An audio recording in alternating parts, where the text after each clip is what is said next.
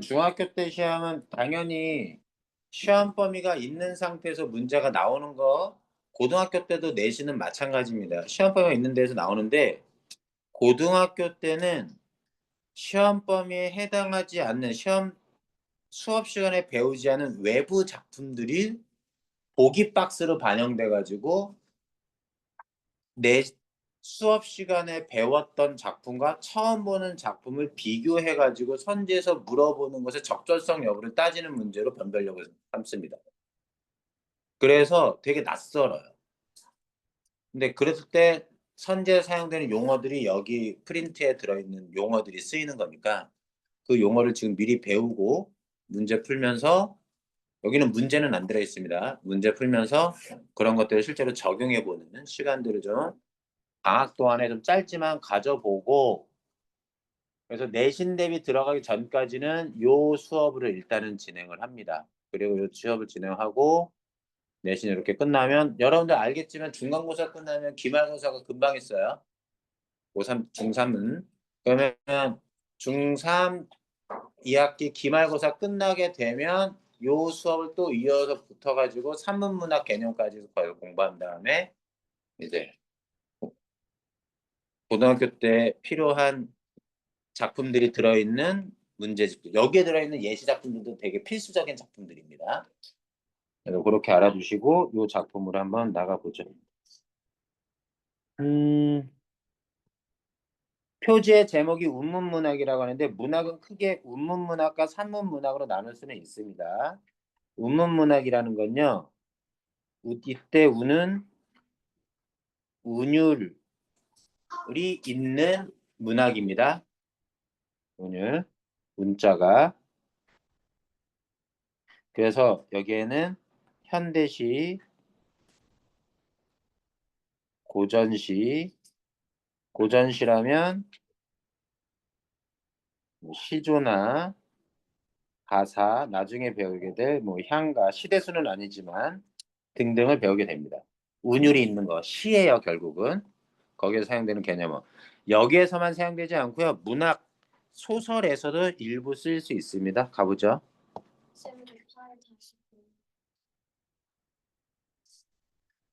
파일이 그때 보내지 않았었나?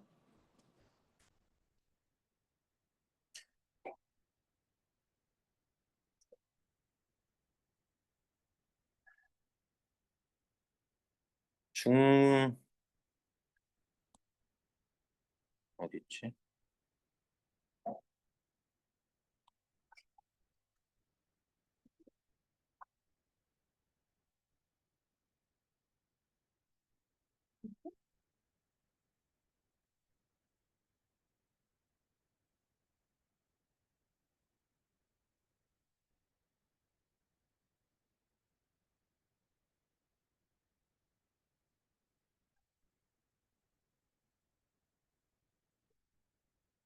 응? 아니었나? 잠깐만 기다려봐.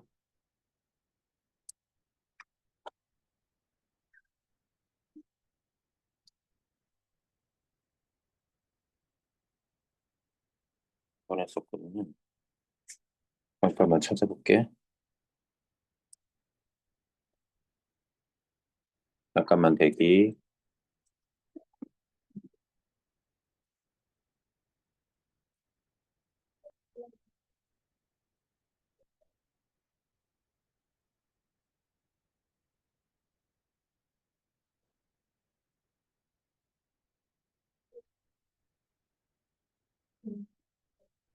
잠깐만.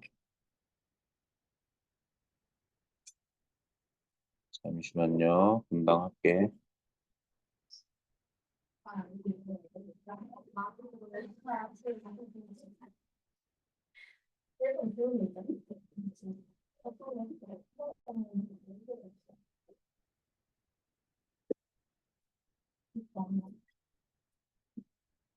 잠시만.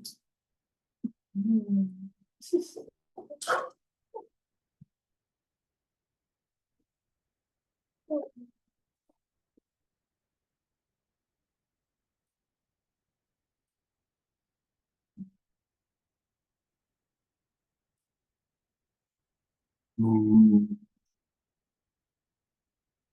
잠깐만, 금방데.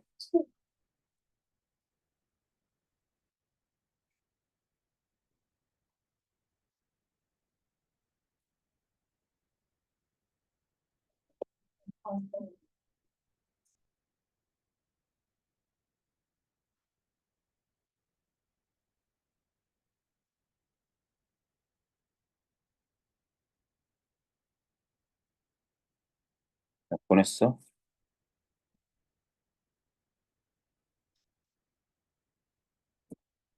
자, 봅시다.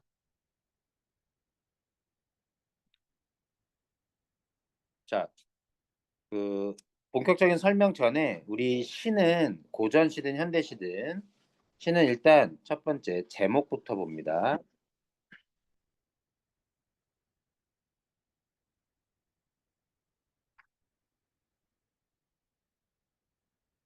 자, 두 번째 시에는 마침표 찍을 수 있을까요, 없을까요?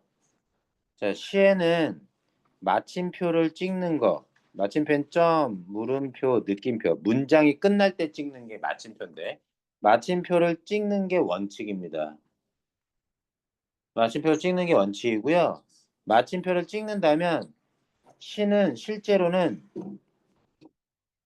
문장들로 구성되죠.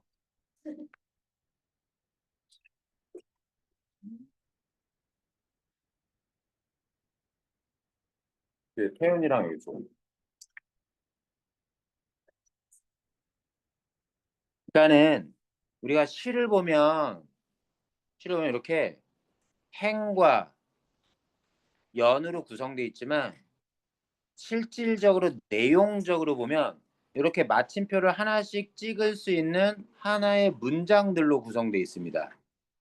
그래서 시를 읽을 땐 기본적으로 행연으로 이렇게 원래 써 있다 하더라도 이것을 하나의 문장으로 길게 읽어볼 줄 알아야 돼요. 그렇게 읽습니다. 기본. 그래서 문장들로 읽는데 이 중에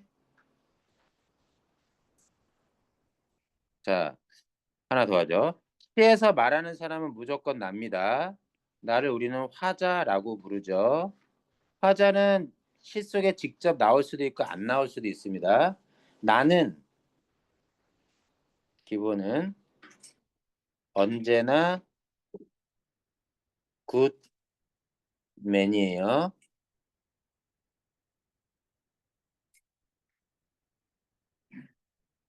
언제나 좋은 사람이란 뜻입니다. 이게 시를 내용을 이해할 때 반드시 알아야 될 지점이다. 알아야 될 지점이다. 이것과 관련 자, 한 번 더 갈게. 하나 더 알아야 될 거. 하나 더 알아야 될 거. 자, 시의 주제는 한 편의 시에서 주제는 하나입니다. 그러면 이 사실이 아무것도 아닌데 그러면 한 편의 시는 문장들로 구성된다 그랬어요. 그 문장들은 왜 들어있냐? 그 하나의 주제, 그 하나의 내용을 전달하기 위해서 문장들은 구성되어 있는 거지. 그럴 때 그 문장들은 결국 그 하나의 주제를 전달하기 위해서 반복되거나 변화됐을 뿐이다. 라고 문장들을 읽어보는 겁니다. 서로 다른 말로 써 있어도. 내가 지금 이렇게 쓰는 이유는, 이거 지금 이런 설명을 하는 이유는 우리가 개념어를 공부하겠지만, 고등학교 때 쓰는 공부에 활용되는 개념어를 지금 미리 배우는 거지만, 실제로 처음 보는 시를 그 자리에서 어느 정도 이해하고 문제 푸는 게 시험제로 나올 수 있기 때문이야. 펜 어딨어, 펜? 없으면 펜 거기, 저거 펜 인가? 그래서 요 두 가지 문장들은 비슷한 내용이 반복과 변화됐을 뿐이라는 것. 물론 예외적인 것들도 있습니다. 예외적인 건 나중에 이거 대원칙은 요 정도. 언제나 굿맨이라는 건 간단하게 얘기하면 이런 겁니다. 내가 시의 화자라고 쳐보자고. 내가 여기 승우가 앞에 있으니까 승우한테 시적 화자야 나야. 내가 승우 너에게 똥을 주겠다. 이때 똥은 좋은 거 나쁜 거야? 나쁜 거가 아니라니까. 잡아봐. 이때 똥이라는 단어 때문에 집중할 게 아니라 시에서는 무조건 문장을 읽을 때 화자가 굿맨이라는 것에 집중해야 돼. 그래서 똥이 중요하잖아. 똥을 X로 바꿔볼게. 그러면 승우야 내가 너에게 X를 주겠다. 주려고 하는 사람이 나잖아요. 내가 좋은 사람이잖아요. 좋은 사람이 상대방에게 주겠다라고 하는 그 X는 좋은 거겠어, 나쁜 거겠어, 당연히. 좋은 사람이 주는 것이니 좋은 거겠지. 여기까지 납득돼? 근데 그 X가 똥으로 바뀌었다고 해서 똥이 나쁜 게 되는 게 아닙니다. 초점은 어디에요? 똥에 들어있지 않고 화자가 굿맨이라는 점에 초점이 있습니다. 그래서 나는 개인적으로 똥이 좋다고 생각하지 않지만 이 시 속의 화자인 나는 이 시 안에서는 나가 똥을 긍정적인 것이라고 여기는구나를 판단해야 돼. 그러면 일단 그걸 받아들이는 겁니다. 그래서 긍정적 의미라는 걸 알아차리고 푸는 거죠. 봐봐. 이런 시가 있어. 슬픔이 기쁨에게라는 시가 첫 문장만 딱 봐봐. 나는 이제 너에게도 슬픔을 주겠다. 이 첫 문장만 딱 보면요. 나는 굿맨이라 그랬잖아. 근데 주겠다라는 게 뭐야? 슬픔이지. 그럼 슬픔은 화자 나에게 나라는 화자에게 슬픔은 긍정적인 거야, 부정적인 거야? 긍정적인 거라고 글을 읽을 땐 받아들여야 돼. 아니 슬픔이 긍정적인 경우가 어딨어? 다 나쁘지. 라고 생각할 수 있지만 아니야. 요 시 안에서는 이 슬픔이야말로 소중한 것, 긍정적인 것으로 쓰이고 있다는 걸 알아차리는 게 되게 중요하다. 나중에 뭘 알아야 돼, 그 대신? 왜 슬픔이 좋을 때가 있나? 거꾸로 얘기해볼게. 아까 처음에 얘. 똥이 좋을 때가 있어? 똥이 긍정적일 때? 소연이 너 얼굴이 왜 이렇게 부었냐? 자, 어, 똥이 좋을 때가 있어? 긍정적일 때? 언제? 걸음이 될 때, 저럴 때. 그러면 이렇게 얘기하면 뒤에 나오는 내용 가지고 판단해야 되지만 상대방은 지금 뭐야? 농사 짓는 사람이라고 가정한다면 농사를 지려면 반드시 기본적으로 베이스가 땅을 비옥하게 만들 비료, 걸음이 있어야 되는데 걸음이 없어서 곤란함을 겪고 있는 상황에서 문매는 화자가 호의를 베푸는 거지. 쓰라고. 농부한테는 농사가 생명입니다. 그러한 의미로 해석이 될 여지가 있다. 시는 그렇게 있는 거야? 왜인지 몰라도 긍정인지 부정적인지는 군맨을 기준으로 우리가 판단할 수 있다. 이거를 뭐 떠올려야 될 때 뭐 그런 것들이 있다는 거. 자, 갑시다. 자, 시를 읽을 땐 문장별로 읽겠습니다. 문장 단위로. 그 문장들은 같은 내용의 반복과 변화가 될 수 있다. 요 부분 알아두시고요. 자, 화자의 상황이라고 할 때 이건 이렇게 만듭시다. 문장을 한 문장 한 문장 읽고 뭘 찾냐면 나의 현재 처한 상황을 찾습니다. 여기서 중요한 거 현재를 찾는 게 중요합니다. 과거, 현재, 미래 중에 현재요. 언제나 현재를 기준으로 주제가 형성됩니다. 요 현재 처한 상황을 우리가 뭐라 그러냐? 우리는 이걸 두 글자로 그걸 우리가 현실이라 그래요. 이때 현실은 시인이 살았던 현실을 얘기하는 게 아니라 시 안에서 현재 나가 처한 상황, 그걸 우리가 현실이라고 합니다.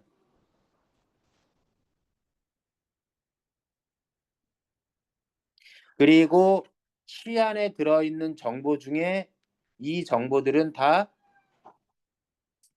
객관적인, 사실적인 정보의 측면에 해당이 돼요. 좀 말이 어려워도 그걸 한번 보죠. 이 시를 자 제목은 송인입니다.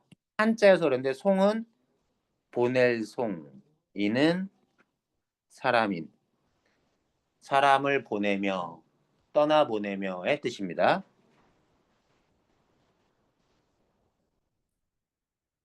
사랑을 떠나보내다. 보죠. 문장 그대로 읽어보면 비겐 긴 언덕에 풀빛이 푸른데 남포에서 임 보내며 슬픈 노래 울먹이네. 대동강 물이야 어느 때나 마를까. 해마다 이별의 눈물 강물에 더하는 것을.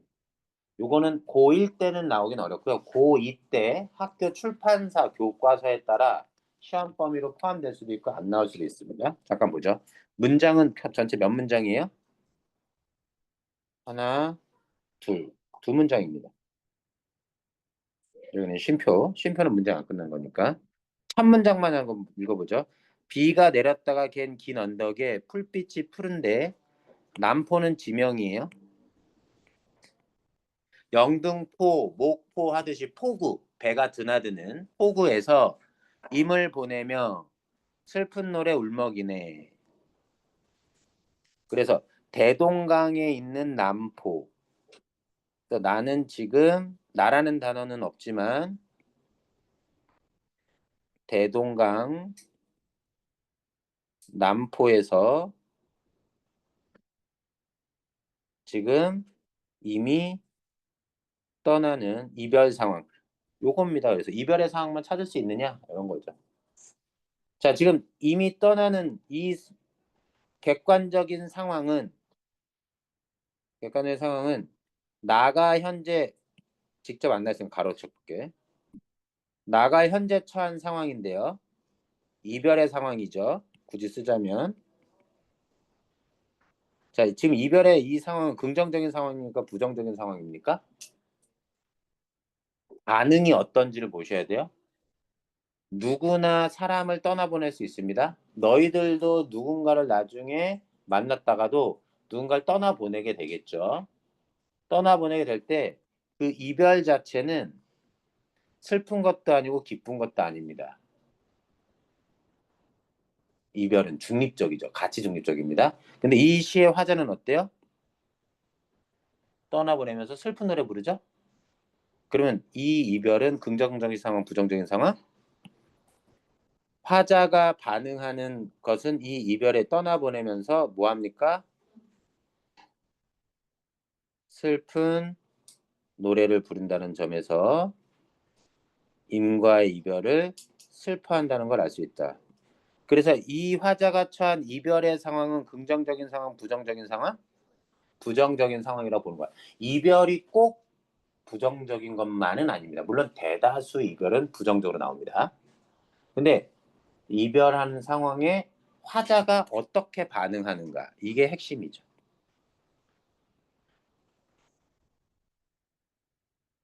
요걸 찾을 수 있으면 되고요.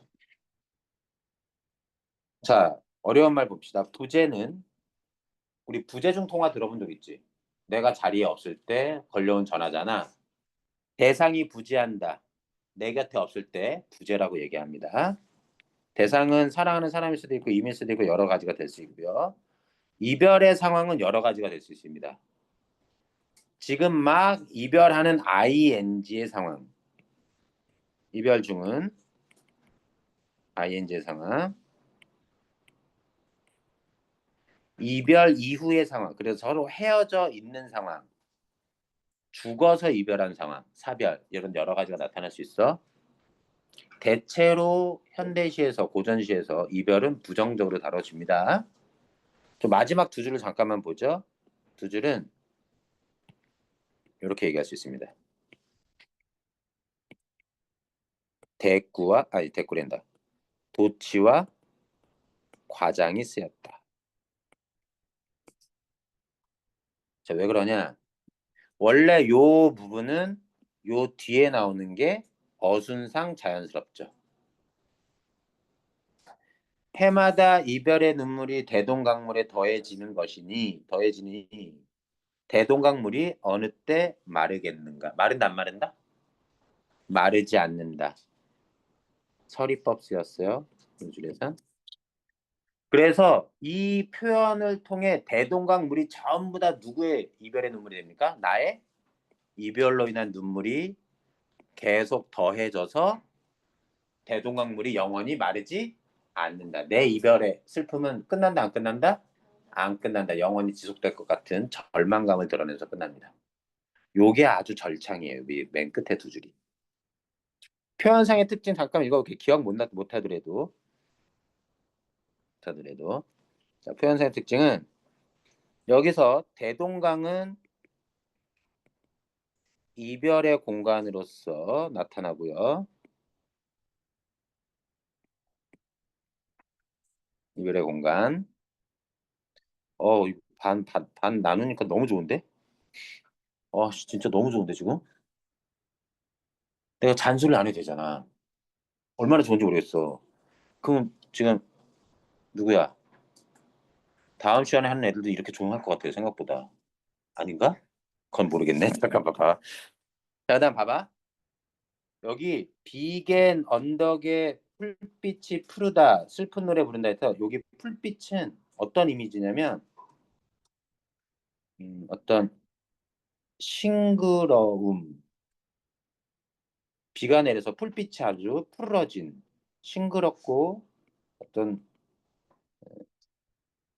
생생함, 깨끗한 이미지야. 주변의 풍경. 근데 그에 대해서 나는 어때? 이별의 상황으로 우울하잖아. 그래서 요 대비가 일어나. 어떻게? 자연과 인간이 자연의 풍경은 너무나 싱그럽고 아름다운데 인간인 나는 이별로 인해서 우울해. 자, 이걸 이렇게 자연과 인간의 대비라고 얘기하기도 하고 자연과 인간의 대비, 외부와 내면의 대비라고 할 수도 있어. 이렇게 선지에서 나올 때 알아차릴 수 있는데 왜 됐지? 여기에 처한 화자의 현실은 부정적인 현실이다. 이 정도. 자, 이렇게 좀 자세하게 설명하는 건 잠깐 동안 자세하게 설명하고요. 이러면 진도가 너무 느리기 때문에 거칠게 나갈 겁니다. 자, 다 적었으면 넘어가도 되죠? 넘어가도 되겠니? 오케이. 갑니다. 아까 이별도 부정적인 상황이고 부재하는 것도 부정 상황이지만 그냥 부정적인 상황일 수도 있습니다. 보죠. 제목은 절정, 클라이막스. 자, 매운 계절에 채찍에 갈겨 마침내 북방으로 휩쓸려 왔다. 누가? 나가. 여기 지금 나가 또 다 생략돼 있습니다. 되게 유명한 시인데 나중에 배우게 될 거예요. 매운 계절이면 어떤 계절일까요? 네, 겨울에. 채찍은 그렇지. 그 추위를 은유적으로 이렇게 표현한 것 같아요. 그러면 추운 겨울에 추위를 피해서 도망치려면 어디로 도망쳐야 돼? 남쪽으로 갔는데 얘 어디로 갔어? 오히려 북쪽으로 갔어. 정신없이 당하다 보니까. 거기에다가 하늘도 그만 지쳐서 끝난 아주 높은 고원지대 그 꼭대기에 올라갔고요.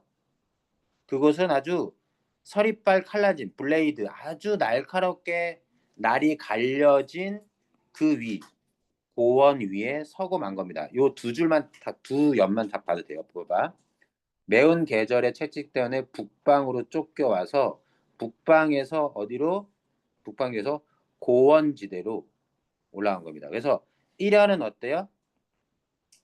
지면에서의 이동, 수평적 이동, 안 그래도 추운데 더 추운 곳으로 갔고 그 추운 곳에서도 고원지대가 더 추울 거 아니야. 수직적 이동을 통해 도망치다 보니까 당에서 휩쓸려서 가다 보니까 어떤 상황에 처한 거야? 여기 아주 극한 상황에 처하고 만 겁니다. 자, 수평적 이동에서 수직적 이동, 순차적인 공간의 이동에 그 장소는 어떤 곳이냐? 무릎 꿇을 곳도 없이 한 발 다시 디딜 곳조차도 없어. 잘못 발만 삐끗하면 떨어져 죽을 것 같은 곳이다. 아주 극단적인 상황입니다. 마지막 한 연은 빠져 있어요. 그래서 지금 어떤 곳이야? 원치 않는데 코너로 몰려서 오고만 장소. 부정적인 현실. 작가 누구야? 이육사. 청포도 기억나니? 중학교 때 2학년 때 배웠나? 그랬을까? 이육사 뭐 일제강점기잖아. 이 매운 계절의 채찍 이때가 언제겠어 당연히. 일제? 강정기의 현실을 이렇게 표현했다. 자, 여기 보세요. 내용. 자, 부정적 현실의 종류는 여러 가지입니다. 단순한 실현과 고통일 수도 있고요. 감옥에 갇혀서 자유가 억압되는 것 수도 있고요. 고향을 떠나서 고향을 잃어버린 경우도 있을 수 있고, 임과 이별, 좀 전에 나왔던 겁니다. 죄를 지어서 유배지 갔던 거, 가족과 헤어져서 혼자 지내는 거, 이런 간신의 득세나 시대적 배경, 이런 모든 것들을 전부 다 통틀어서 부정적 상황인데, 이런 종류 구분 말고 어떤 특정 A라는 상황이 있는데, 이 A라는 상황에 대해서 나의 반응이 어떨 때 부정적이면 이 상황도 부정적인 겁니다. 이해되니 무슨 얘기인지? 예를 들어서 원하는 대학에 합격했는데 나는 울어. 슬퍼서 울어. 왜? 그러면 원하는 대학에 합격한 게 긍정이야, 부정이야? 부정인 거야. 객관적으로 볼 땐 좋을 것 같은데. 왜? 집이 가난해서 시험은 봤지만 학비가 없어. 그래서 지금 당장 뭐야? 부모님 병에 걸려가지고 뭐 하고 있어? 병원비 마련해야 돼. 그러면 대학 다닐 수 있어? 없어? 없어. 그럼 대학에 붙은 게 오히려 나의 서러운 상황을 강화하는 거지. 그렇게 볼 수 있는 거야. 자, 갑니다. 페이지 넘기면. 그 다음, 고향과 관련한 상황이에요. 자, 시에선 고향을 다루는 시들이 많이 나옵니다. 미리 얘기해야죠. 고향. 고향은요, 두 가지 모습으로 나타납니다. 고향, 상실감. 이제 내가 고향에 돌아갔더니 예전의 고향의 모습이 아닐 때, 그때 고향을 상실감이 나타나는 거야. 그래서 예전에 어릴 때 기억하던 고향에 대한 그리움. 어떻게 보면 이 두 가지 감정은 동시에 나타나기도 해요. 한 편의 작품에서. 이 고향 상실감은 어디서 나타나? 현재의 고향이 뭐와 달라요? 과거의 고향의 모습이 아닐 때. 그때 상실감에 빠지겠죠. 그래서 그리움은 어디에 대한 그리움이겠습니까? 과거 그 고향에 대한 그리움이겠죠. 이 시는 연시조입니다. 제목이 뭐예요? 항상 제목부터 봅니다. 사향. 향은 뭐니? 사향의 향? 고향. 사는 뭐? 생각, 그리움. 제목 자체가 주제입니다. 고향에 대한 그리움. 그럼 이 사람은 고향에 있을까요? 고향이 아닌 곳에 있을까요? 고향이 아닌 곳에 있을 때 그리워할 가능성이 높고요. 자, 봅니다. 눈을 감으면 구비가 잦은 풀밭길이, 구불구불한 풀밭길이 있고 펼쳐지고 그 옆으로 개울물이 돌돌돌 길서프로 흘러가고 돌돌돌은 의성어 의태어? 의성어일 것 같아요. 백양숲 할 때 백양은 나무 종류입니다. 백양나무 숲 속 숲이 사립을 가린 초집. 초집은 초가지. 어려운 말 한번 확인해 볼게. 사립은 살인문인데 이런 문이 살인문입니다. 이렇게 만들어 가지고 울타리 이렇게 쳐서 나 왜 잘 그리지? 이럴 때 얘네가 살인문이에요. 이런 게 살인문이에요. 아시겠죠? 초가집도 보이고요. 이게 지금 눈앞에 보여? 이 행동이 중요해요. 눈을 감으면 뭐니? 요 순간 현실에서 눈을 감음으로써 어디에 빠지는 겁니까? 회상에 잠기는 거죠. 기억 속에 눈을 감는 행위는 과거를 떠올리는.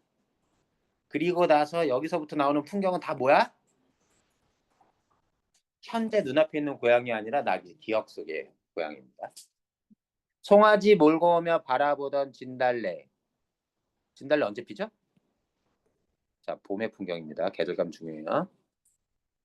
저녁 노을처럼 산에 둘러 퍼질 것을. 어마씨, 엄마의 그리운 솜씨의 향기로운 꽃지짐. 파전입니다. 해물 파전 말고요. 파전.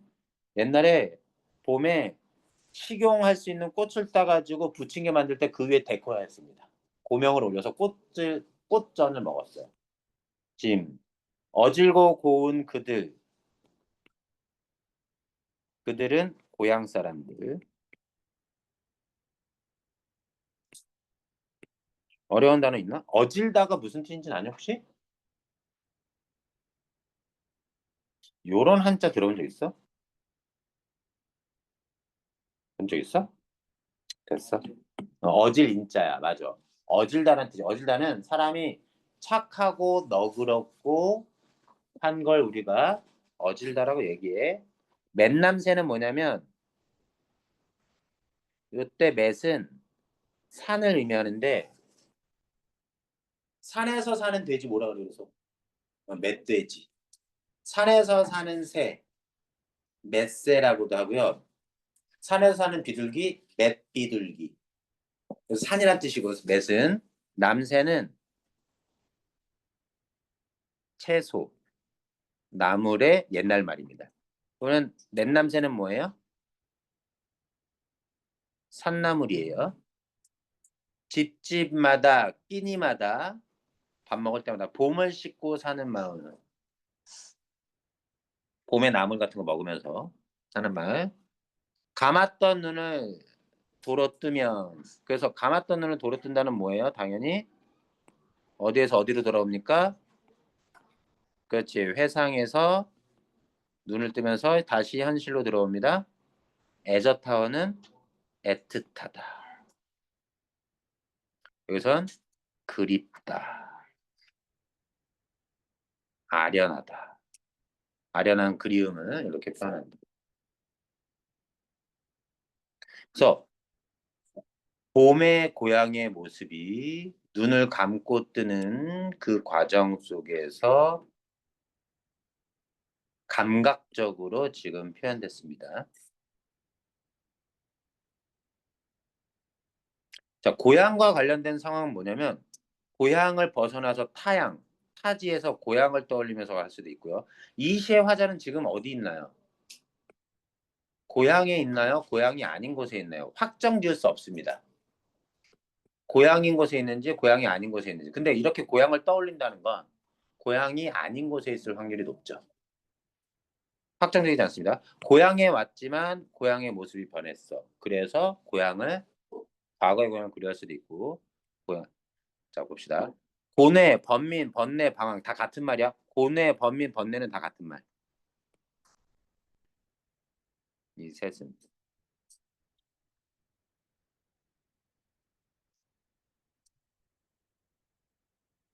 고민이라고 써도 돼요. 같은 말입니다. 방황은 떠도는 거죠. 정착하지 못하는 겁니다. 야, 너네 이렇게 조용히 열심히 수업 듣는 애들이었어, 원래? 나 되게 낯서네, 기분. 기분 완전 좋은데? 진작 나눌 걸, 씨. 잠깐만, 태연이 왔고, 소연이도 왔고. 완전 좋은데? 봐봐. 김명인의 그 나무. 이게 훨씬 더 긴 작품이에요. 쭉 긴 작품인데 일부만 땄기 때문에 읽어내긴 어려울 겁니다. 하지만 읽습니다. 문장 단위로.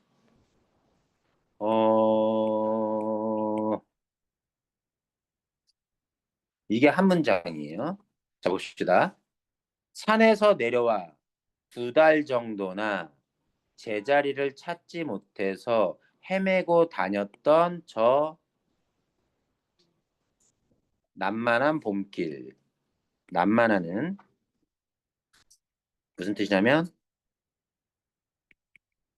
꽃이 활짝 핀 이런 뜻입니다. 계절은 언제?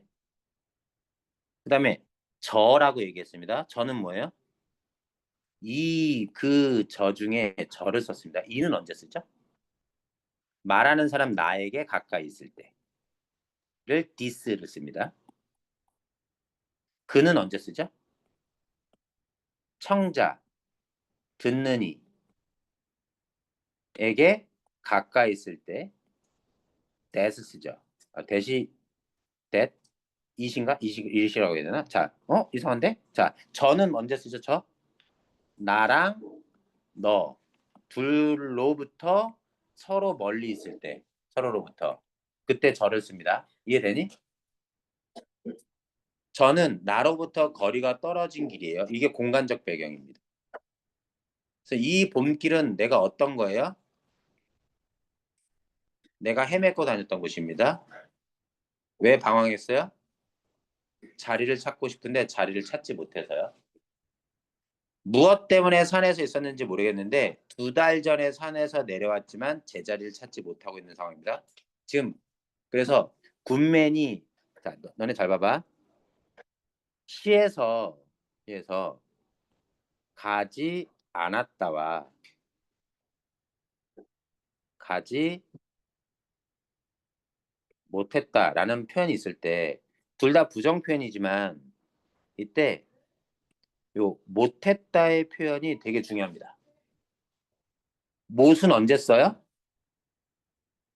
못은 않았다와 좀 다르게 않았다는 단순한 부정 표현일 수 있지만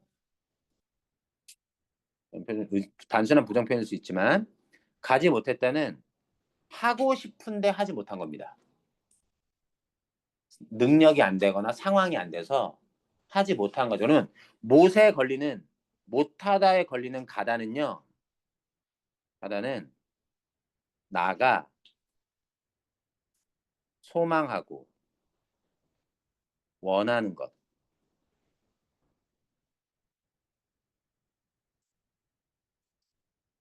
그래서 얘는 긍정적인 표현이 됩니다. 굿맨인 나는 뭐 하고 싶어 했어요? 제자리를 찾고 싶어 했습니다. 근데 원하는 바가 지금 이루어져서 못 이루어졌어? 그럼 나의 현실은 긍정, 부정? 부정적인 현실. 부정적 상황. 제자리를 찾고 싶지만 제자리를 찾지 못한 상황. 그래서 헤매고 다니는 방황하던 상황.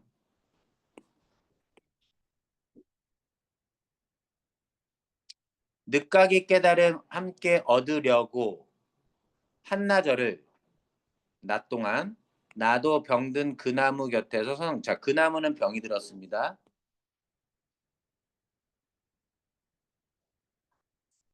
자, 이거 잠깐 볼게요. A 하려고 굿맨이 이거 하려고 합니다. 굿맨이 하려고 하는 건 긍정이야, 부정이야? 긍정이겠지. 늦가기 깨달음은 그럼 긍정, 부정? 긍정. 이 깨달음을 누구랑 함께 얻으려고? 나무와 함께 내가 둘이 같이 얻으려고 그 곁에서 서성거렸다. 자 볼게. 자 봐봐. 요거 이 시험 문제 이렇게 나올 수 있습니다. 저 같으면 이렇게 낼 것 같아요. 헤매고 다녔어요. 서성거렸어요. 헤매고 다니는 것도 일종의 서성이는 거고 여기 머뭇거리 여기 서성이는 것도 일종의 서성임인데 이 헤매고 다닌 건 긍정입니까 부정입니까? 찾지 못해서 헤매서 다닌 거기 때문에 부정입니다. 이 서성거리는 건 어떻게 생각해요? 왜 그렇죠? 왜 서성거린 거죠? 오케이. 이걸 하려고 서성인 겁니다. 이거 하려는 게 긍정이죠? 그걸 하기 위한 행동인 서성거림 또한 긍정이죠. 시험 문제는 그렇게 나온다는 거야. 고등학교 올라가면. 이해되니 무슨 얘기인지? 그래서 이거는 부정적인 어떤 모습일 수 있겠지만 나의 방황하는 모습이지만 이때 서성이는 건 늦가기 깨달음을 함께 얻기 위한 목적으로 하는 행동으로서 긍정적인 행동. 지금 내가 상황만 얘기하고 있지는 않습니다. 시를 전반적으로 읽어가면서 시는 이렇게 읽는 거구나를 좀 확인시켜 드리고 싶어요. 자, 그래서 여기 요거에 대한 설명을 한번 읽어봅시다. 화사나 대상이 맞이하게 된 부정적 상황이나 자신에 대한 부정적 인식으로 인해 방황하거나 번뇌를 하는 거.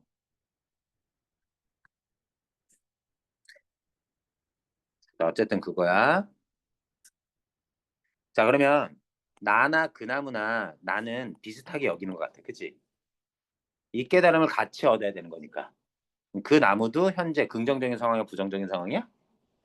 병이 들어서 부정적인 상황이라고 볼 수 있죠. 나도 부정적인 상황에 처해있고 제자리를 찾지 못하는.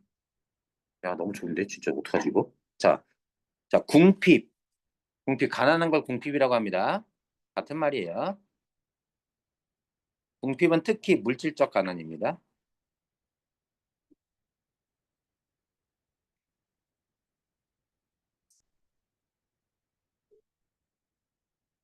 고달픈 삶.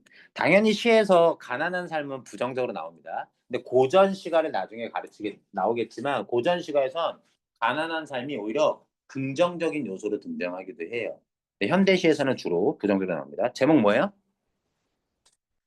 선제리 안악내 들. 자, 복수고요. 선제리는 동네 이름입니다.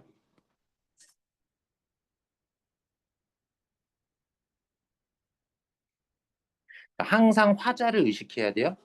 이 말을 하는 사람 누구? 굿맨인 납니다. 나오든 안 나오든. 콩밭에 김칫거리가 아쉬울 때 마늘 한 접을 머리에 이고 가서 군산의 묵은 장터에 가서 아직 장날도 아닌데 그 장터에 가서 팔고 오는 무엇을 팔고 와?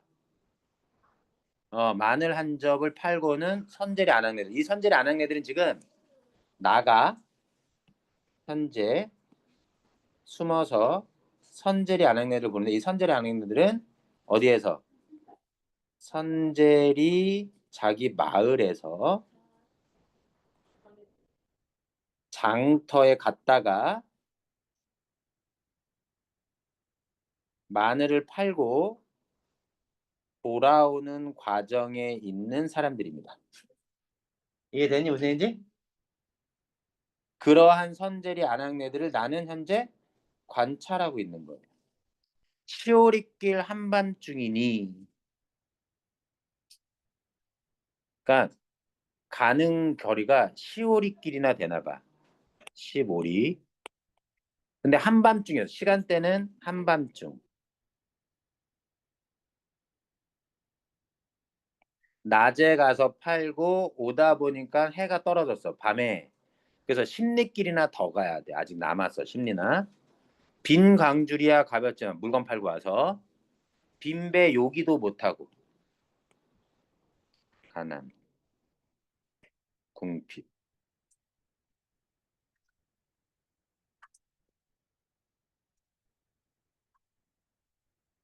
오죽이나 가벼울까. 이 선제리 아낙네들이 뭐 한 거? 요기도 못하고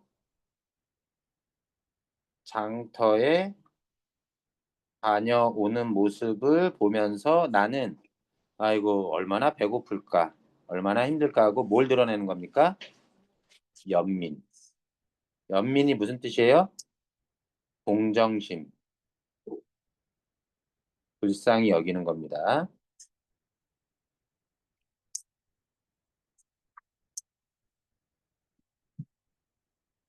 하나만 더 하고 잠깐 쉬죠. 자, 그래서 이 선제리 아낙네들이 핵심이고요. 그들은 그렇게 가는 모습을 보고 나는 안쓰러워하는 모습. 자, 화자의 정서?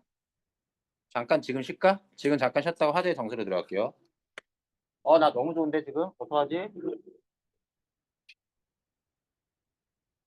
잤니 혹시? 잔 것도 아닌데? 이럴 수가 있나? 원래 정상이었던 거야?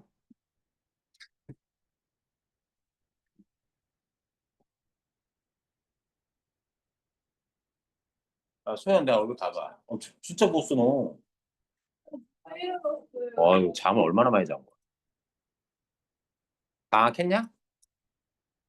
왜 이렇게 늦게? 계약은 언젠데? 끝나야지. 여름 방학이 요즘 짧게 짧아가지고. 학원 방학 있는 거 알지? 근데 이따가 내가 얘기해 줄게 그러면.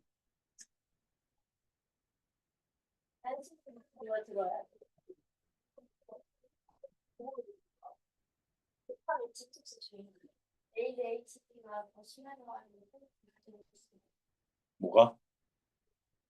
너? 알지. 그냥 얘기한 거지? 그냥 병원 진단 아니지? 너무 지나간다. 진짜 가야 되는데. 약 먹을 정도 심해. ADHD가? 아, 진짜 검사 받아 봐. 받을 돈 없었는데 지금 자가치유하고 있어.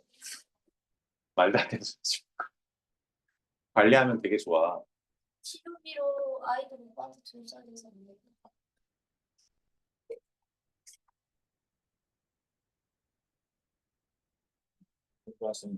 고마워.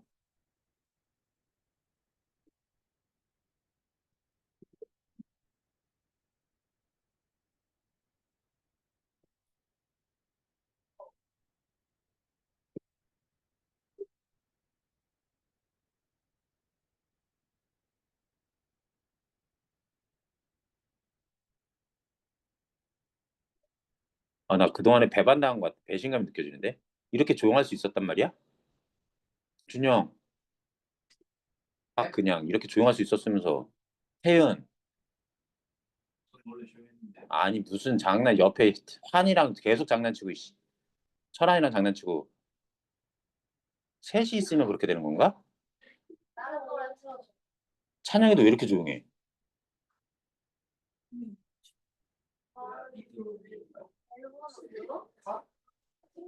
수학을 좀 13년 수학을 갑자기 20몇 점밖에 안 주는 건데 예배를 이상한 거 같은데 와 60, 110% 내렸어 몰랐거든 그냥 내가 러시아라고 들어가 보면은 네 이름 떠있던데 냉정한 사람들이 할 수 있는 6시까지 되겠어 나 7시까지 떡상했어 내가 가졌어 이거. 이거 끝나면 1시간 30분밖에 안 남는데 안될 텐데 하니까 7시까지 하면 늦어졌어 안녕하세요 지금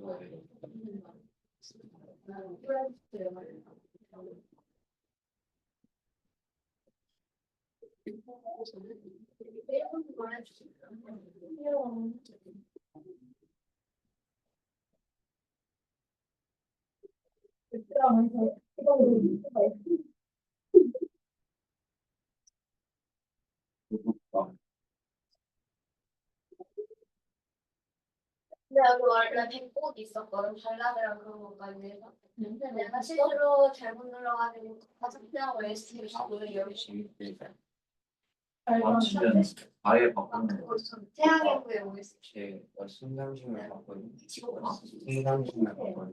이거 아예 바꾸는 엔딩사 템포 어. 아니, 나 진짜 나 너무 늦게 일어났어. 시키는 거 없어. 다음 주에 여기. 어? 오늘 어디냐고? 한 10시. 진짜. 나 진짜 15시간 잤어. 나너 후보들 있어? 이런 후보들 말고. 뒤에서 이게 그거 돼. 이건 그건 안 될 수도 있어. 미친 거 아니야? 이걸 빼고.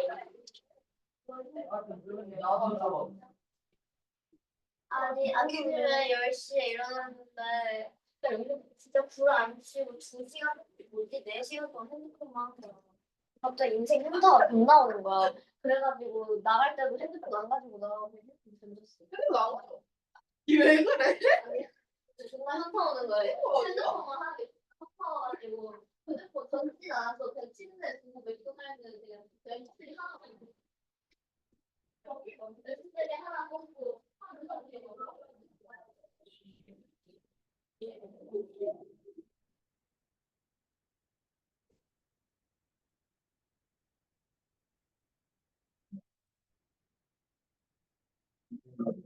수업 많이 해.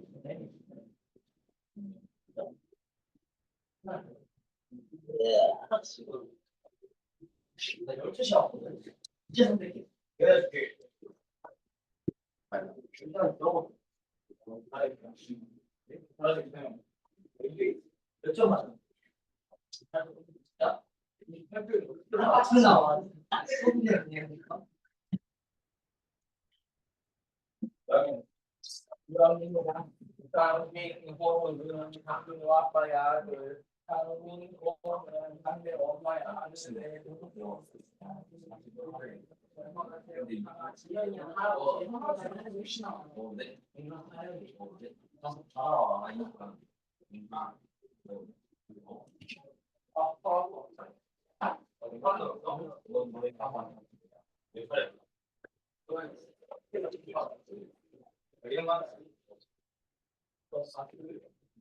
이게 그지?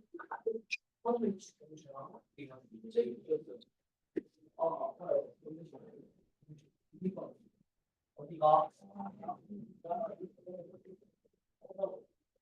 동료시 다니까 와. 저지? 동료시 다니. 이게 맞지?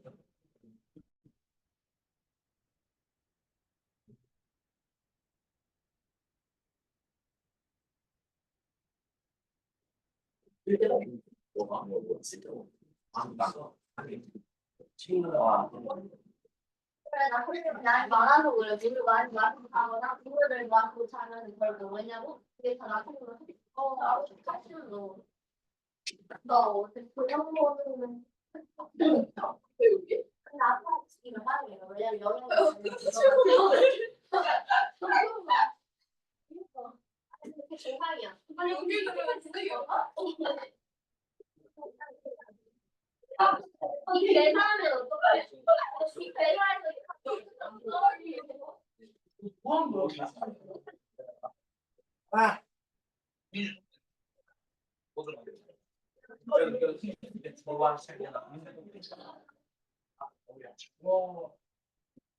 안녕하세요. 너 동리가 돼.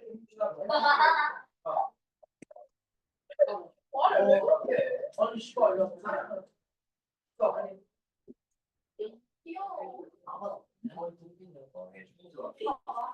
소리 들어주면 준영이 지퍼가 무비대 이봐가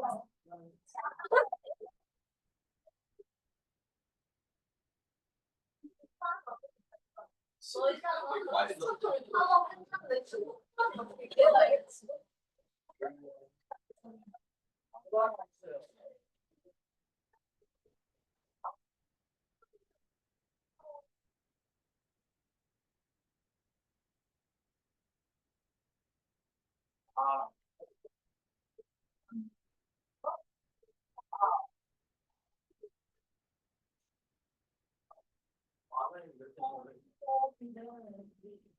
아 이렇게 많이 먹는 거 처음이야.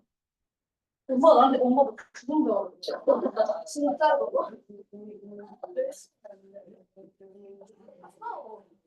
늦게 안 잤거든? 2시에 일어났어. 아니, 10분에 일어났어. 그래서 엄마는 좀 이렇게 치?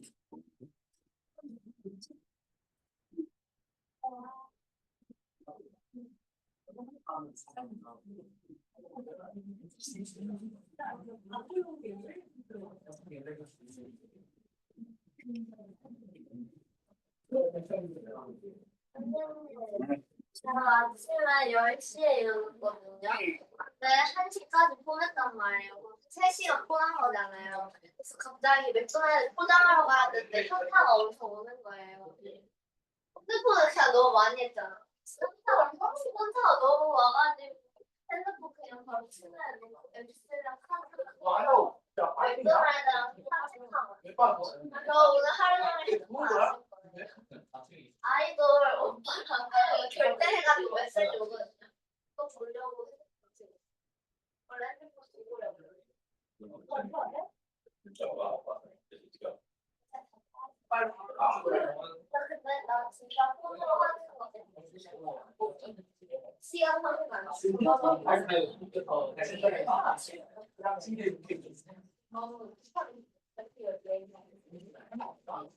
너무 그냥 몰라. 자, 35분에 시작합시다. 지금 32분.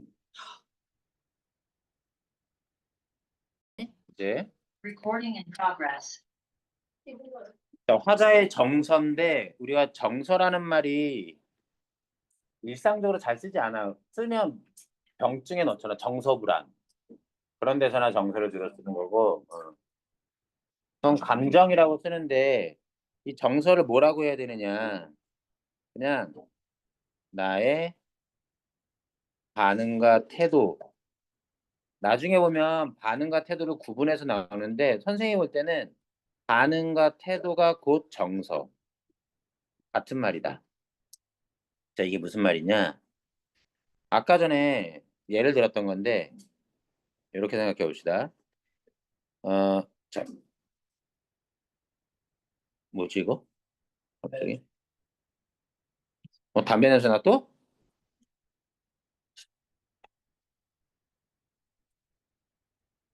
최근에 담배 피는 적이 없었는데. 이번 주에 고양이가 고양이 문제됐네. 자, 그녀가 떠났다라는 상황을 우리가 생각을 해봅시다. 이별의 상황인데 이 그녀가 떠난 상황은 우리가 이별이라고 얘기할 때 이건 긍정적인 겁니까? 부정적인 겁니까? 자, 이게 일반적으로는 부정적으로 주로 쓰이지만 사실 생각해 보면 함께 있었던 누군가가 떠난다라는 건 누구에게나 벌어질 수 있는 객관적인 사건입니다. 가치 중립적이야. 근데 떠난 것에 대해서 어떻게 반응하느냐가 문제인 거지. 이거는 엄밀하게 말하면 객관적인 사실 정보에 해당하고요. 네, 그렇게 떠난 것에 대해서 나의 개인적인 반응이 다르게 나타날 수 있습니다. 어떻게 나타날 수 있어? 이걸로 나타난다고 해보죠. 저주하는 걸로. 야, 네가 어딜 가? 너 가봤자 고치병 걸려서 죽을 걸? 뭐 이런 거. 가도 너 날 떠나서 가도 그 누구도 못 사귈 거야. 사귀어도 대머리랑 대머리 이렇게 얘기하는 거. 어쨌든 뭐 결혼을 해도 아이를 못 낳아. 아이를 낳아도 쌍둥이를 낳아. 뭐 이런 식으로 막 응? 뭐 이런 그런 저주의 반응도 있을 수 있고 아니면 떠난다는 것에 대해서 나의 반응이 집착일 수도 있잖아. 나 못 보내. 나 안 보내라고 반응할 수도 있다. 이런 게 반응이거든. 혹은 잘 가라고 행복하라고 축복해 줄 수도 있지. 여러 가지 방식이 있을 텐데 얘네들은 어떤 것에 해당이 돼? 나만의 반응과 태도인 거지. 이런 반응과 태도를 요 두 가지를 잘 묶으면 그게 정서가 되는 거야. 자, 요걸 자, 봐봐. 그러면 똑같은 상황에 대해서 저주를 내리면 요게 하나의 주제가 돼. 똑같은 이별 상황에 대해서 이번엔 집착하는 걸로 내세우면 요것도 하나의 시가 될 수 있어. 하나의 주제. 그러니까 나의 반응이 어떠냐에 따라 달라지는데 이런 시가 없니? 떠난다고 해서 저주 내리는 거? 실제로 있습니다. 뭐였어요? 아리랑 같은 거. 나를 버리고 가시는 님은 심리도 못 가서 발병 난다. 발에 병 난다. 그거 좀 심하게 말하면 이거 뭐야? 나를 떠나는 사람은 병든다. 병에 걸려 죽는다. 과장하면 그렇게 되지. 집착하는 시 중에 유명한 시가요. 임의 침묵이라는 한용운님의 시 되게 유명한 시입니다. 거기 유명한 시가 뭐냐면 임은 갔지만 떠나갔지만 나는 임을 보내지 않았습니다. 이렇게 나와. 떠났는데 나는 보내지 않았대. 그거 뭐야? 스토커의 노래죠. 네가 어딜 가? 난 안 보내. 이 스토커입니다. 요즘 되게 사회면에서 문제가 되는 게 데이트 폭력이잖아. 근데 이 데이트 폭력을 저지르는 사람이 나중에 헤어지고 나서도 깔끔하게 헤어지지 않고 와서 보복하죠. 결국은 신고해서 경찰서에 신고했는데도 경찰에서 풀려나서 나중에 그 사람은 죽이잖아요. 살인 사건도 벌어지잖아요. 그런 분들 축복하는 작품이 뭐냐? 여러분들이 아는 진달래꽃이요. 나보기가 엮여 가실 때는 말없이 고이 보내드리오리다. 가시는 걸음 자 영변의 약산 진달래꽃을 아름다다 가실 길에 뿌리겠습니다. 꽃 뿌려서 축복해 준다는 거거든. 다 각자 다른 시인 거야. 그러니까 여기서 우리가 중요한 건 뭐냐면 시를 볼 때 현실을 파악하는 것도 되게 중요한데 읽으면서 문장 읽으면서 그에 대한 반응이 뭐냐를 파악하는 게 되게 중요한 거지. 오케이? 한번 가볼게. 아, 이거는 좀 정신없는데. 이건 너무 긴데. 자, 고독, 외로움인데요. 음, 고독은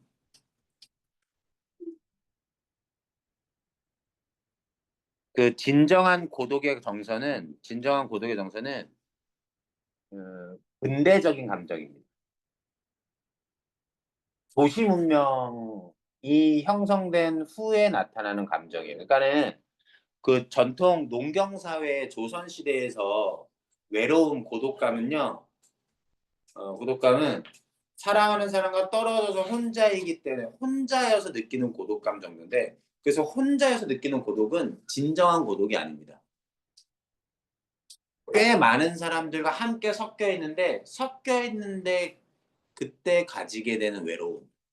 그 군중 속의 고독. 그 TV 같은 데 보면 어떤 그 뉴스와 관련돼서 어떤 영상 자료 같은 걸 보면 한 사람이 길거리에 가만히 서 있는데 주변에 사람들이 퇴근 시간인지 잔상을 남겨서 스치듯 지나가는 장면 막 나오는 거 있잖아. 혼자 가만히 멀뚱하게 서 있고. 그런 게 고독의 이미지예요. 남들 다 알아서 갈 곳 있어서 가는 것 같은데 나만 똑 떨어져서 혼자 어떻게 해야 될지 모르는 상태. 자, 1회 봅니다. 제목 와사등인데 와사등은 무슨 뜻이냐면 와사비 말고요. 와사등은 이런 느낌의 등인데 어떤 느낌이냐면 맞을래나?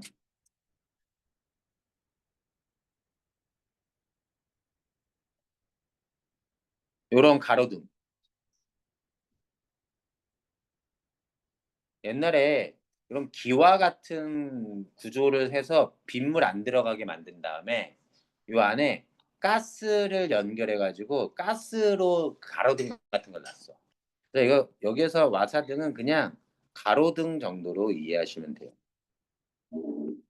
가로등. 근대, 개화기, 일제강점기 때 3, 40년대 가로등 정도로 일단 생각해 보시면 되고 자, 1연 봅니다. 차단하는 차가운 정도로 해석해 보죠. 차가운 등불, 자 와사등 얘기하는 겁니다. 가로등이 네 하나가 빈 하늘에 걸려 있다. 등이 있는데 가로등이 하나 있는데 텅 빈 하늘을 배경으로 가로등을 나는 바라보고 있는 겁니다. 나 홀로 어디로 가라는 슬픈 신호냐. 차단한 그 등불을 자, 자, 나는 가로등을 바라보고 있는데요. 혼자 홀로 가로를 보는데 가로등을 그냥 길을 비추는 걸로 보는 게 아니라 가로등을 뭐라고 보냐면 슬픈 신호, 슬픈 시그널, 그 다음에 차가운 등불로서 여깁니다. 이게 나의 반응이에요. 그러면 저걸 슬픈 신호라고 본다면 나는 가로등을 보면서 뭘 느껴? 감정? 부정적인 감정, 슬픔을 느끼고 있는 거. 왜? 이유가 그겁니다. 이유는 뭐냐면 그냥 길거리를 비추는 걸로 보는 게 아니라 나는 저 가로등을 신호로 보는 거예요. 마치 뭐 신호등의 신호처럼. 그래서 나한테 뭘 가르쳐 줘야 돼? 이 문장 읽어봐봐. 두 문장이지만 나한테 나는 이 가로등을 보면서 슬픔을 안 느낄 수 있는 방법은 한 가지야. 저 신호가 나한테 방향을 지시해줘, 못해줘. 어딘가로 가라고 가르쳐줘, 못 가르쳐줘. 나는 저 가로등이 신호처럼 보이는데 저 신호를 보고 가로등을 보고 어디로 가라는지 가르쳐 준다면 나는 이게 슬프지 않을 거야. 이 가로등이 뭘 하지 않습니까? 방향을 지시해주지 않습니다. 그래서 저 가로등은 나에게 슬픔을 유발해요. 그래서 나는 어떤 감정에 빠져 있냐? 어떻게 어디로 가야 할지 방향 상실감에 빠져 있는 상태입니다.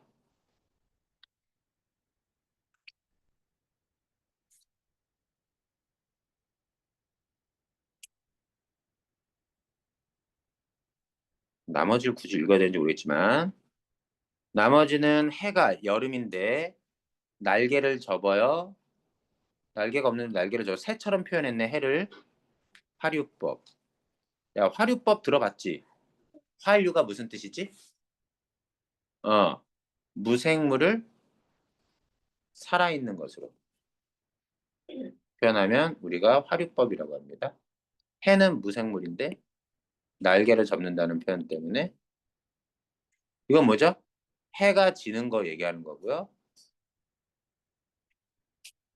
그러다가 황혼이 되고 그러다가 어둠이 됩니다.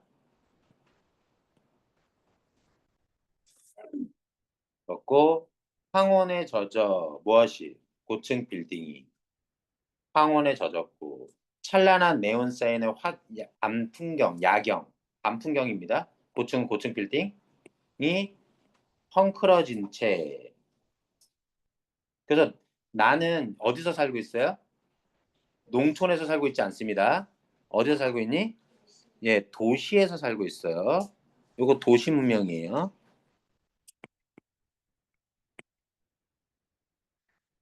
나는 귀찮지만 적으면서 따라오면 좋습니다. 도시인이에요. 근데 이런 풍경 속에서 화자는 이런 풍경 속에서 사념은 생각입니다. 어려운 단어예요. 생각이 벙어리가 돼서 입을 다물었다. 무슨 뜻이냐? 아무 생각도 할 수 없는 상태입니다. 없는 걸 이렇게 좀 고급지게 표현했죠. 머릿속에 생각할 수 있는 존재가 벙어리가 돼서 입 다물고 있다. 이해됐니? 어디인지? 고급지게 표현한 겁니다. 자, 내가 같은 내용의 반복과 변화라 그랬잖아. 얘가 지금 어떤 감정에 빠져 있어? 혼자 어딜 어떻게 어떤 방향을 향해서 살아가야 될지 몰라서 방향 상실인 상태에서 아무 생각도 나지 않는 겁니다. 이 풍경 속에서. 그럴 때 시간은 지나고 낯선 거리 아우성 소리 사람들 많아요, 적어요? 낯선 거리 아우성 소리 군중들의 소란스러움입니다. 주변에 사람이 많아요. 눈물 흘립니다. 까닭이 없지만 없다고 얘기했지만 이유가 있습니다. 그 이유는 뭐죠? 네, 바로 군중 속에 고독을 느끼는 거죠. 남들은 알아서 시끄럽게 왁작지껄하게 잘 지내는 것 같은데 나만 혼자 어떻게 살아야 될지 모르는 그런 상태. 그래서 요거 고독이 이렇게 혼자, 나 혼자 이런 상태. 그다음 한번 봐봐.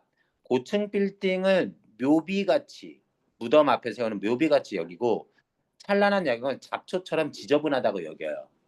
그럼 도시 문명에 대해서 화자는 긍정적입니까? 부정적입니까?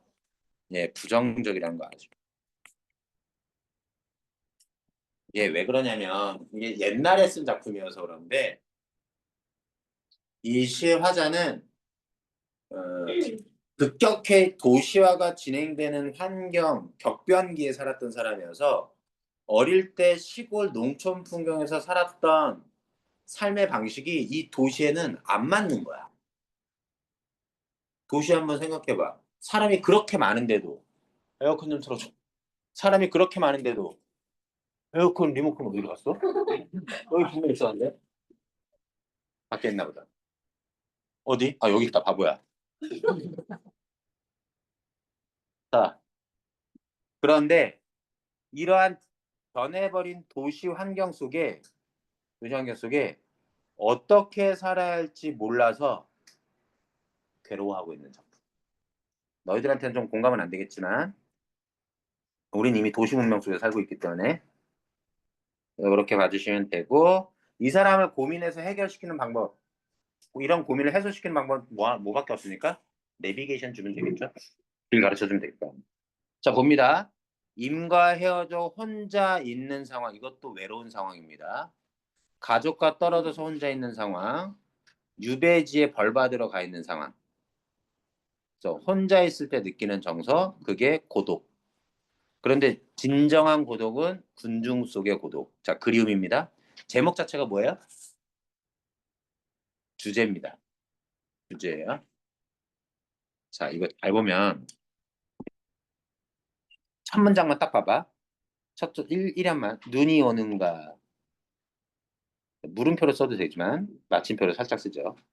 북쪽엔 한방눈 쏟아져 내리는가 라고 얘기하는 나는 현재 어디 있을까요? 남쪽에 있다고 짐작이 되죠. 이해되죠? 그러면서 궁금히 여기는 겁니다. 어디에 대해서? 오케이. 지금 나는 아마도 남쪽에 있는 듯하고 이거 이렇게 얘기했더니 또 누군가 이렇게 묻더라 나한테. 그럼 동쪽이어도 되지 않습니까? 서쪽이어도 되지 않고? 근데 어쨌든 나는 지금 내가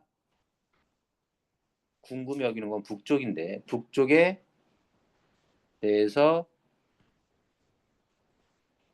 눈이 오나 하고 궁금히 여기는 겁니다. 남쪽에 있는 듯하고요. 한방눈이에요. 자, 그 다음 읽어보죠. 험한 벼랑을 굽이굽이 돌아간 백무선 철길 위에 느릿느릿 의태어가 될 것 같아. 밤새워 달리는 화물차 검은 지붕에 아마도 이게 이렇게 쉼표로 연결되는 것 같은데 연달리는 이어진 산과 산 사이 너를 남기고 온 작은 마을에 됐는 내림. 자, 이게 알겠다. 여기에 뭐 생략됐을까?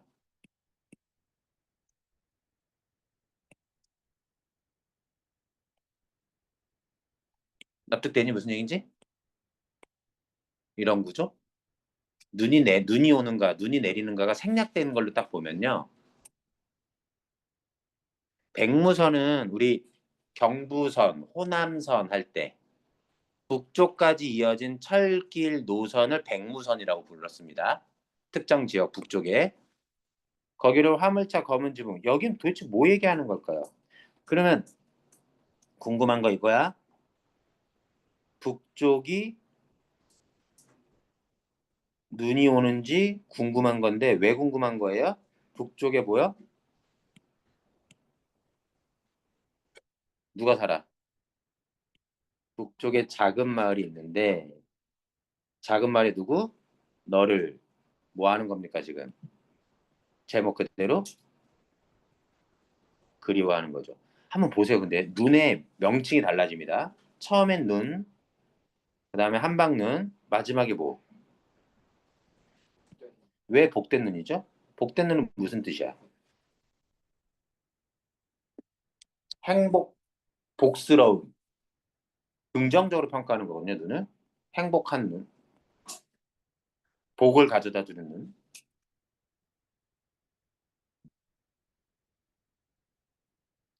너에 대한 그리움이겠습니다. 좀 궁극적으로는. 근데 문제는 뭐야? 궁금한 게 있는데 이 도가 왜 들어갔을까요? 요 도. 도는 언제 쓰죠? 같은 상황이 유사한 상황일 때 쓰잖아. 그러면 어디에도 북쪽에 너가 있는 마을에도 눈 내리니? 눈 내리나 궁금해 여기는 거지. 어디도 눈이 내리는 거야? 내가 있는 곳. 자, 여기 이 도 하나를 통해서 내가 있는 곳에도 뭐가 내려요? 눈이 내리는 겁니다. 이 눈이 바로 뭐예요?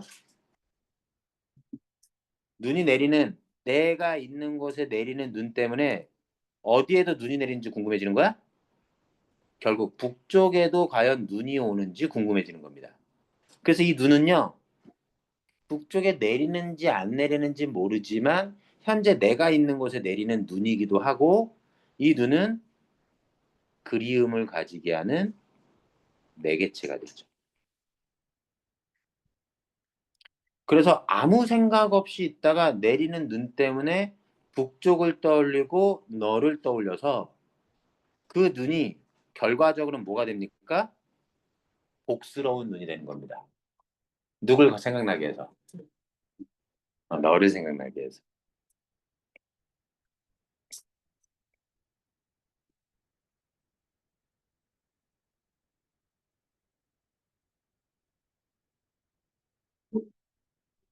그래서 복된 눈.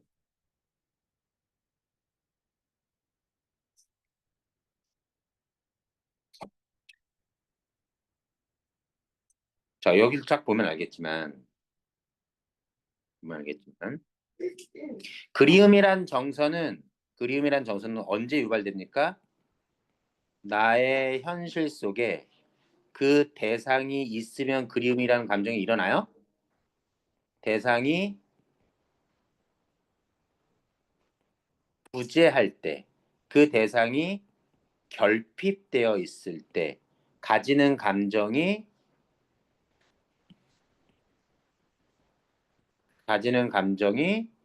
바로 그리움입니다.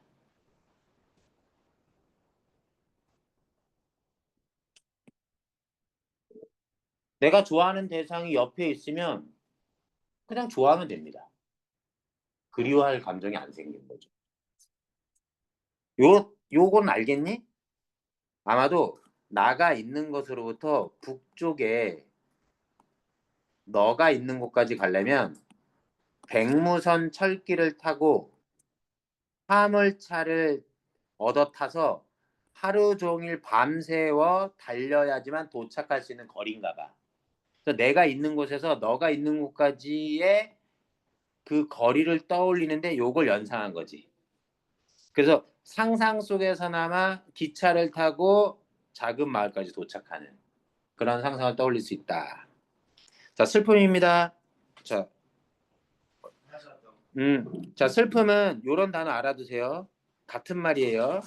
이때 애자가 다 슬프다란 뜻입니다.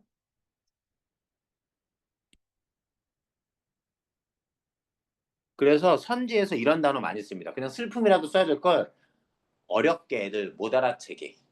애상감, 슬픔입니다. 비애, 그것도 슬픔이에요.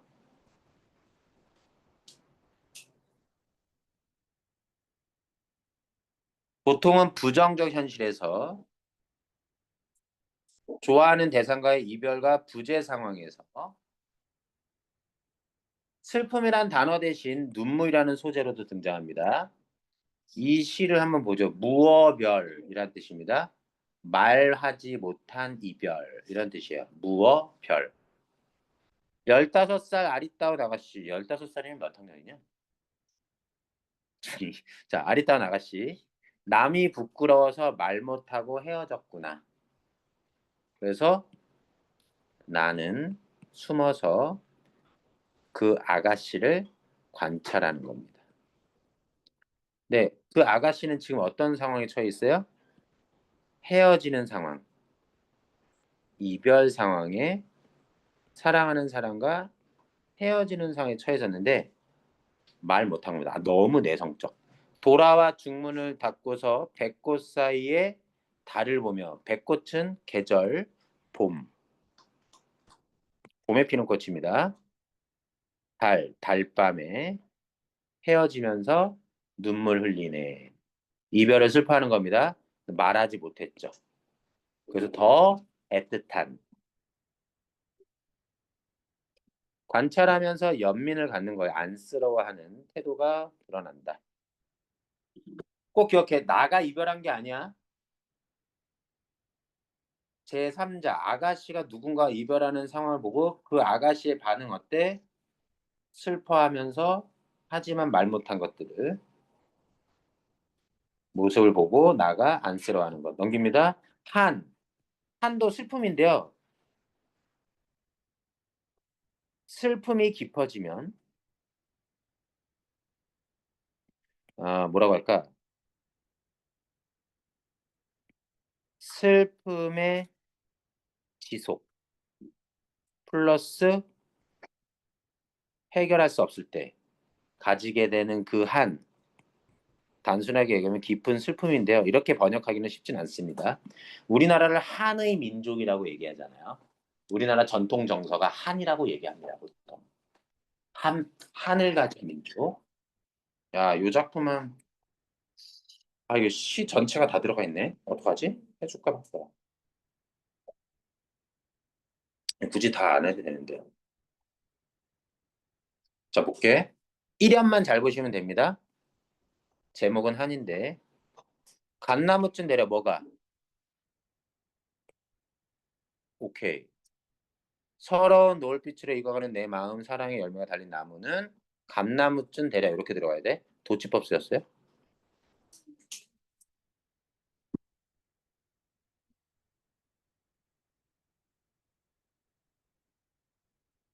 노을빛은 무슨 빛이죠? 오케이. 자, 붉은 빛깔, 붉은 계통의 빛이라고 하겠습니다. 네, 붉은 빛 정도.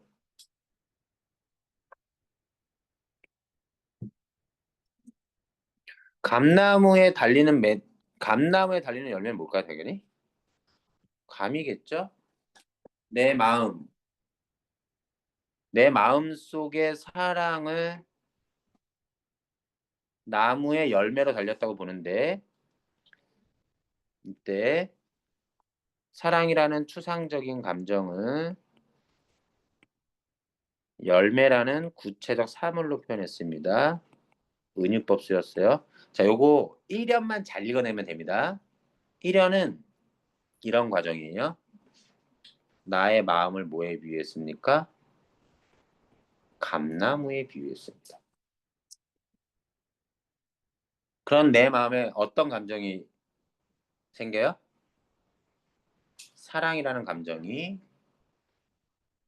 생깁니다. 감나무에 뭐가 열려요? 감이 열립니다. 이때 감은 어떤 감이죠? 붉은색 여기 나왔잖아. 감이 어떻게 이거가 서러운 노을빛의 감입니다. 그럼 이 감은 무슨 감이에요? 단감, 딱딱한 감 아니면 홍시. 우리 홍시에 가까울 것 같습니다. 설마 홍시 모르진 않겠지? 나는 그 뾰족감이 되게 좋던데 그 대봉감. 이거 큰 거 있잖아 감이 크게 열리는 거. 자 여기 잘 볼게. 여기서 이게 중요한 겁니다. 왜 서러운이라고 했지? 그래서 이 작품은 이런 은유가 있어요. 내 마음을 감나무에 비유하고 내 마음에 맺힌 사랑을 감나무에 열린 감이라고 표현하는데 이 감은 사랑인데 서럽다라고 얘기해요. 자 갑시다. 이것이 제대로 뻗어갈 때는 그 나무가 감나무가 있는데 감나무에 감이 열렸어요. 이 가지가 뻗어갔으면 좋겠어요. 그 뻗을 장소는 어디밖에 없어? 저승밖에 없는 것 같고 그것도 내가 생각하는 사람이 바로 사랑하는 이미겠죠. 등 뒤로 뻗어가서 그 사람의 머리 위에서나 마지막으로 그 가지를 휘두르 줄까 본데 이게 뭔 얘기예요? 감이 사랑이잖아. 감이 달린 나뭇가지를 뻗어서 이 감을 전달하고 싶은 거야. 누구한테? 그 사랑하는 사람한테. 근데 그 뻗을 장소가 어디밖에 없대. 저승이래. 그럼 뭐야? 그 사람 죽은 거야. 그 사람 죽은 거야.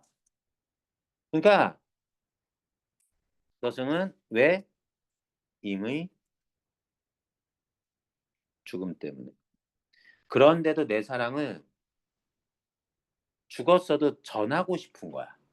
근데 그 가지가 어디로 가? 사람이 있는데 여기가 사람이 앞을 보고 있다면 앞에서 뻗치는 게 아니라 등 뒤로 뒤에서 뻗어가서 앞에 이렇게 열리고 싶다는 얘기야.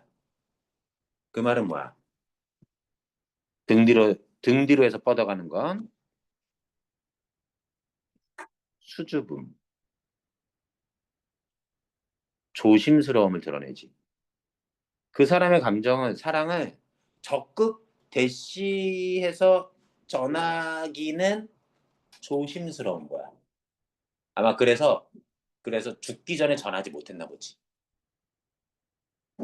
그런데 전하지 못했으니 그 얼마나 안타까워. 그래서 그 사람의 등 뒤로 뻗어서 내 사랑의 열매 홍시를 보여주고 싶은데 그러나 그 사람이 그 사람의 뜰에 심고 싶어하던 늦겨운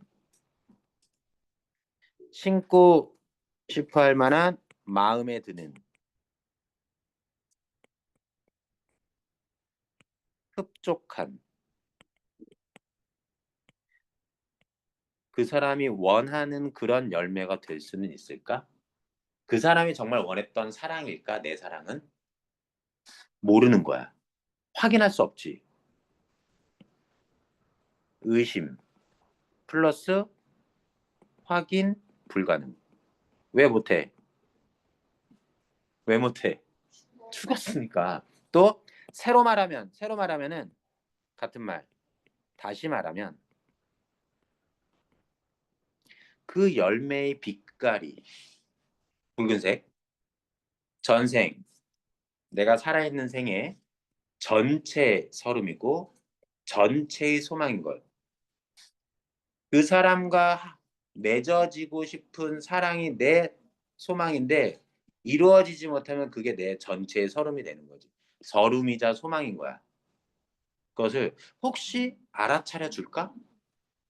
알 수 없는 거야. 알 수 없는 거야. 영원히 확인 가능해 불가능해. 해결 안 되지. 그게 한인 거야. 더 갈게. 아니, 그 사람도 이 세상을 서럽게 살았는지 어쨌는지 그것을 몰라. 확인할 수 없는 그 한. 그래서 이 시의 감이 왜 서러운 노을빛인지 알겠죠? 아무리 사랑으로 잘 읽으면 뭐해? 전할 수 있어 없어? 없어. 그게 한인 거죠. 다음부터 그 감나무에 달려있는 홍시 보면 이 시를 떠올려.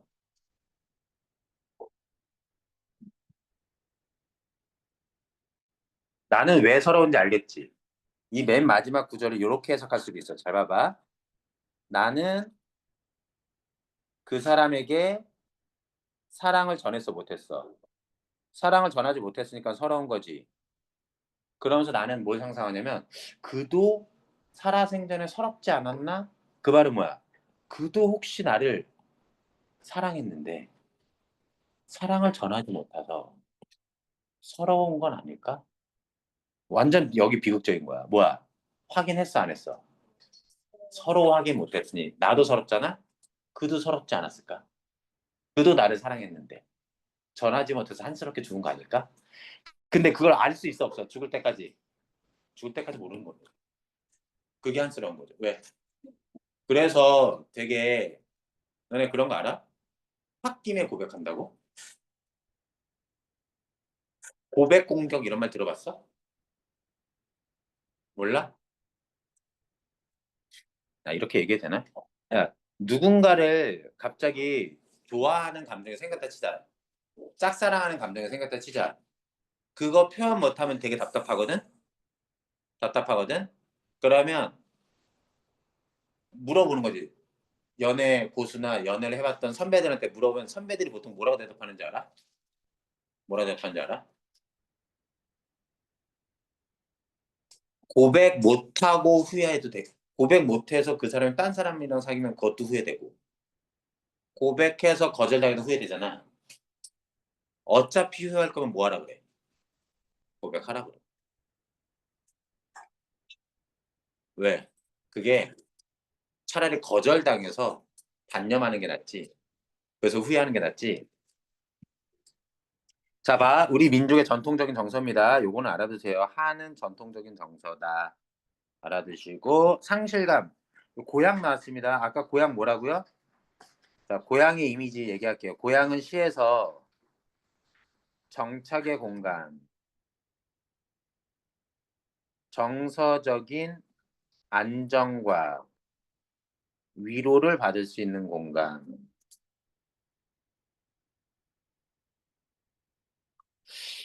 요런 말 들어서 괜찮을까 모르겠네. 모태적 공간이라고도 얘기할 수 있습니다. 모태라는 게 무슨 뜻, 모태솔로 그거 말고요. 그 말입니다. 맞아. 모태야, 모태. 모태가 뭐야? 엄마 뱃속. 엄마 뱃속이야? 엄마 뱃속과 같은 공간, 고향은. 너네 어때?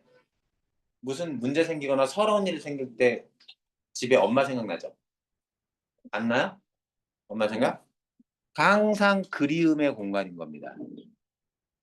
우리 정서, 심리학적으로 뭐라 그러냐면, 심리학적으로, 프로이트 심리학에서는 모든 인간은 언제가 가장 안정적인 돌아가고 싶어하는 공간이다? 엄마의 뱃속, 자궁. 왜? 뱃속의 양수 속에 들어있을 땐 추위, 배고픔이 없어. 항상 양수 속에 차여서 탯줄을 통해서 영양분을 쏙 받기 때문에 배설할 것도 없고 먹을 노력을 안 해도 되고 추위에 굶주림에 시달리지 않지. 근데 태어나는 순간 뭐야? 온갖 인간의 고통을 다 겪는 거야. 그래서 고통이 너무 심하면 뭘 생각한다? 심리학적으로 엄마 뱃속 생각한다 얘기야. 너는 그냥 상징적인 거야. 자기가 한없이 기댈 그곳을 생각하는데 그게 어떤 거? 엄마 곁에서 어릴 때 자랐던 그때, 엄마 뱃속에 있을 때 그러한 역할을 하는 공간이 어디다? 고향도. 자, 그럼 이 작품 봐봐. 근데 보통 그런 고향에 대한 이 작품은 고향 상실감을 드러내고 있는데요. 보통 고향의 모습이 요거까지 하고 끝냅니다. 옛날 과거의 기억 속의 고향이 아니기 때문에 고향 상실감이 있습니다. 자, 상실감 볼게. 고향 상실감은요. 언제 가지게 되냐면 현재의 고향이 과거 고향의 모습과 같을 때 다를 때 달라졌을 때 느끼는 게 거의 대다수입니다.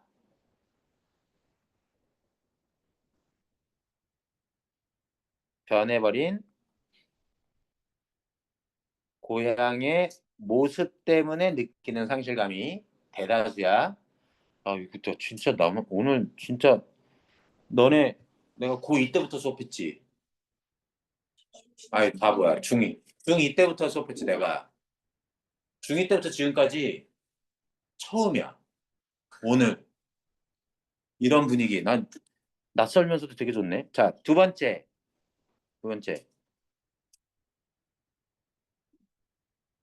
변함없는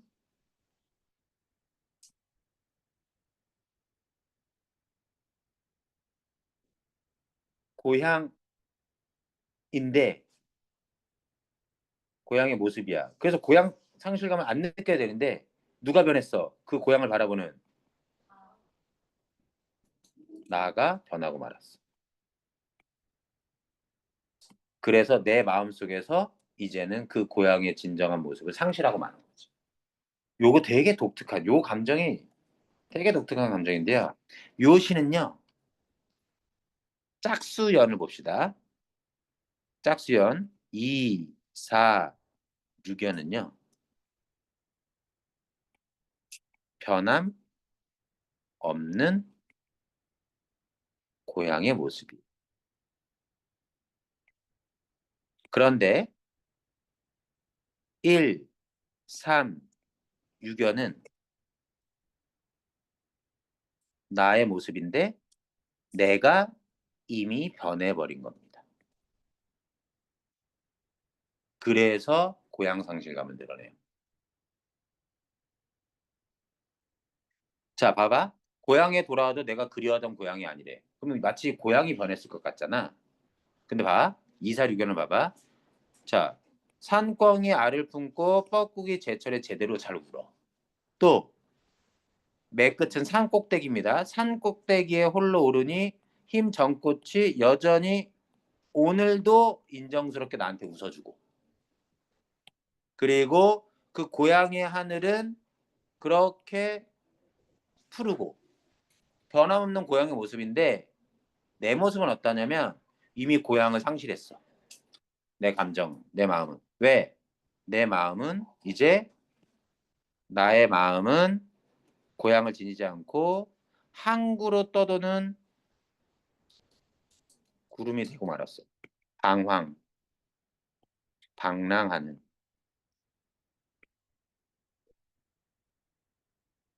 그래서 어린 시절에 불던 풀비를 한번 불어봤는데 그 소리가 그대로 나지 않고 메마른 입술에 써. 이건 바로 뭐예요? 변한 나로 인한 상실감을 미각적으로 쓴맛으로 표현한 겁니다.